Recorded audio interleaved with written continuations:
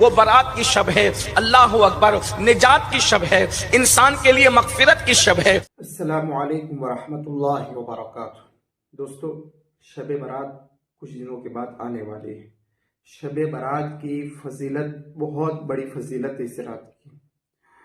اللہ کے نبی صلی اللہ علیہ وسلم ارشاد فرماتے ہیں 5 راتوں کے بارے میں، اس میں سے ایک شب برات کی رات بھی شامل ہے۔ 5 رات کون سی ہے؟ ایک تو عید الفطر، عید الاضحیٰ کی رات، پھر شب برات اور شب قدر کی رات اور جمعہ کی رات۔ اس میں جو بھی دعا مانگی جاتی ہے اللہ ضرور قبول کرتے ہیں۔ اس لیے شب برات کی فضیلت کے بارے میں سید امین القادری صاحب نے کیا کچھ کہا ہے، آئیے پہلے اس کو سنتے ہیں، اس کے بعد تفصیل کرتے ہیں۔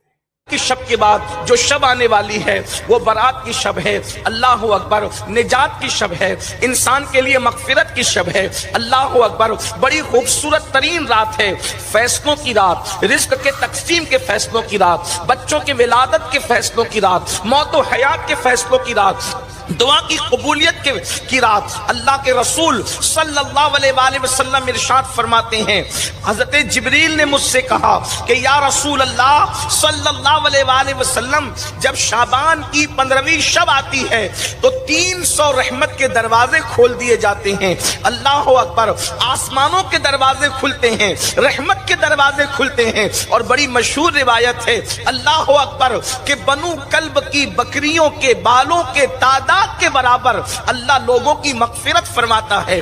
کتنے بندے بخشے جاتے ہیں، اللہ اکبر۔ غروب آفتاب سے لے کر کے صبح صادق تک اللہ کی رحمتوں کی چھما چھم برسات ہوتی ہے، اور اللہ کی طرف سے اعلان ہوتا ہے کوئی بندہ مغفرت کا طالب تاکہ اس کی مغفرت کی جائے، ہے کوئی بندہ روزی کا طالب تاکہ اس کو روزی عطا کی جائے، ہے کوئی بندہ دل کی مراد مانگنے والا تاکہ اس کی مراد پوری کی جائے۔ اندازہ فرمائے، قدرت کی طرف سے خود اعلان ہو رہا ہے، اللہ اکبر۔ یہ کسی دنیا دار کا اعلان نہیں ہے کہ اعلان کرنے کے بعد مکر جائے، یہ کسی سیاسی انسان کا اعلان نہیں ہے کہ اعلان کے بعد بھی عطا نہ کرے، واللہ یہ میرے رب کا اعلان ہے جس کے بارے میں فرما دے کہ اللہ سچا ہے۔ ایک مقام پر فرماؤ، روزی چاہیے روزی مانگو، رزق چاہیے رزق مانگو، عزت چاہیے عزت مانگو۔ ارشاد ہوتا ہے آج جو مانگو گے تمہاری جھولیاں بھری جائے گی، اللہ اکبر۔ کتنی خوبصورت رات آنے والی ہے، بخشش کی رات، عطا کی رات۔ میرے آقا علیہ الصلوۃ والتسلیم کے پیارے دیوانوں، اس ماحول کے اندر ہمیں تو زیادہ گڑ گڑانے کی ضرورت ہے، زیادہ طلب کرنے کی ضرورت ہے۔ آج کل لوگ پوچھتے ہیں ایسے حالات میں مسلمانوں کو کیا کرنا چاہیے، جبکہ دنیا کے اندر ہاہاکار مچا ہو، دنیا کے اندر طوفان بدتمیزی بپا ہو، دنیا کے اندر جرائم اللہ اکبر گھر گھر عام ہو، کہیں پر دھواں پر لاشیں بکھر رہی ہو، کہیں پر اللہ اکبر تباہی مچی ہوئی ہو، کہیں پر انسانی خون سے ہولی کھیلی جا رہی ہو، کہیں پر بچوں کی جو ہے وہ آواز چیخ اور پکار سنی جا رہی ہو، کہیں پر گھر سے بے گھر کیا جا رہا ہو، کہیں پر چھت سے بے چھت کیا جا رہا ہو، کہیں پر دوپٹے چھینے جا رہے ہو، کہیں پر آبرو لوٹی جا رہی ہو، کہیں پر انسانی خون جو ہے پانی سے بھی زیادہ سستا ہو گیا ہو،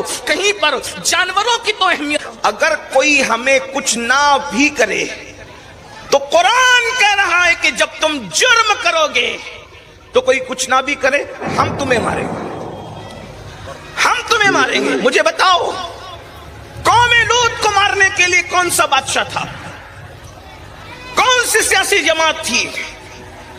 اور جان پہ ظلم اس کو کہتے ہیں کہ انسان گناہ کرے، اس لیے کہ انسان جو بھی ظلم کرے گا اس سے دنیا کی مصیبت آئے گی، لیکن جب انسان گناہ کرے گا تو اس سے جہنم کا دردناک عذاب ہوگا۔ اور جہنم کا دردناک عذاب کیا ہے تو یاد رکھنا، اس کے سر پر اپنی جرائم کا بوجھ ڈال کر ہم سبکدوش نہیں ہو سکتے، ہمیں کلین چٹ نہیں مل سکتی۔ اندازہ کریں، قرآن کہانی قصے کی کتاب تو نہیں، لیکن قرآن نے جو قصص بیان کیا ہے اس لیے بیان کیا تاکہ عبرت ہو، ہمیں عبرت ہو، ہمیں پتہ چلے۔ اندازہ کریں، قوم لوط نے جب جرم کیا تو اللہ پاک نے آسمان سے ڈائریکٹ پتھر برسائے، اور پتھر پتھر برسے کی شان سے، اللہ اکبر، توجہ تو کریں، غور تو کریں کہ شان سے پتھر برسے، پتھر سر پہ گرتے تھے، چھوٹے چھوٹے پتھر تھے، بہت بڑے پتھر نہیں تھے، چھوٹے پتھر سر پہ گرتے تھے اور وہ انسان کے وجود کو چیرتے ہوئے نیچے سے باہر ہو جاتے تھے۔ اندازہ فرمائیں، اندازہ کریں، کیا آج میری قوم میں، قوم لوط کا گناہ موجود نہیں ہے؟ اللہ اکبر، کچھ لوگوں کو ہواؤں سے میرے اللہ نے برباد کر دیا، آندھی سے میرے اللہ نے برباد کر دیا، کچھ لوگوں کو طوفان نوح سے میرے اللہ نے برباد کر دیا، کچھ لوگوں کو پانی میں ڈبا کر میرے اللہ نے برباد کر دیا۔ پتا چلا جہاں گناہ ہوگا وہاں فنا ہوگا، وہاں آبادیاں ویرانے میں تبدیل ہوگی۔ پھر اس کا علاج کیا ہے، اس کا حل کیا ہے؟ میں سمجھتا ہوں انسان جتنے گناہ کر رہا ہے، شاید ہم لوگوں سے زیادہ آپ کو پتا ہے ہم کیا گناہ گنوا سکتے ہیں۔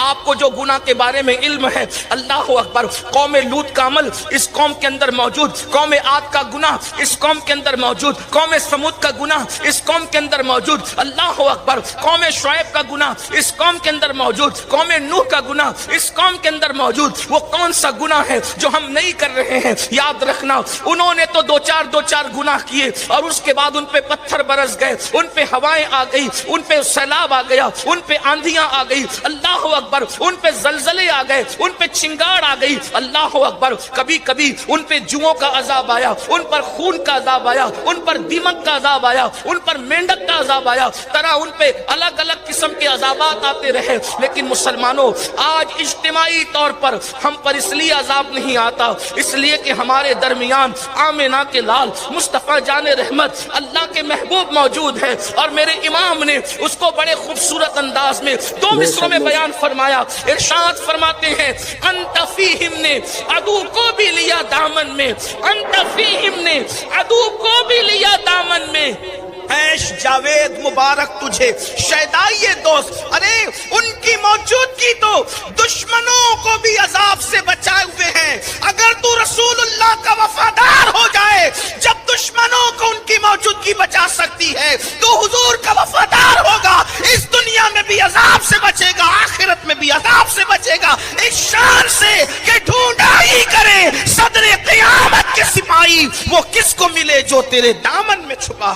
لیکن انسان آئے تو دامن میں، آج انسان حضور کے دامن میں آنے کی بجائے گناہوں کے دامن میں آ رہا ہے، جرائم کے دامن میں آ رہا ہے۔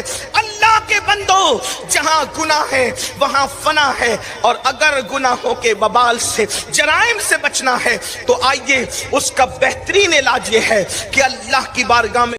دوستو، آپ نے سنا شب برات کی فضیلت کے بارے میں۔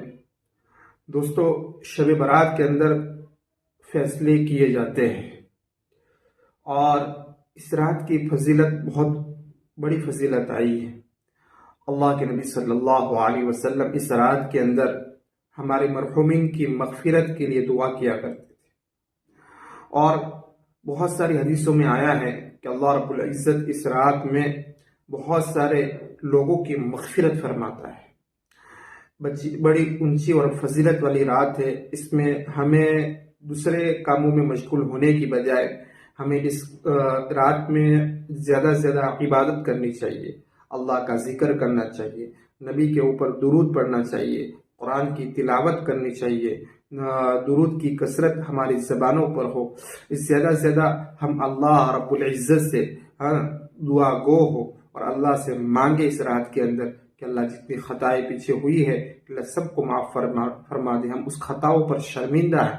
اس رات کے اندر ہم کیا ہے ہمارے کہ ہم کھیر اور دوسری چیزوں میں، کھانے میں، پینے میں ہم مشغول ہو جاتے ہیں۔ اس رات کو جاگنے کی بجائے، عبادت کے بجائے ہم اس رات کو فضول خرچی میں اور دوسری چیزوں میں ہم اس رات کو گزار دیتے ہیں، اور اس کی عبادت اور اس کی فضیلت کو ہم گوا دیتے ہیں۔ دوستو، اس ویڈیو کے تعلق سے آپ کی کیا رائے ہے کمنٹ باکس میں ضرور لکھیے۔ ویڈیو کو زیادہ سے زیادہ شیئر کریں، لائک کریں، سبسکرائب ضرور کریں۔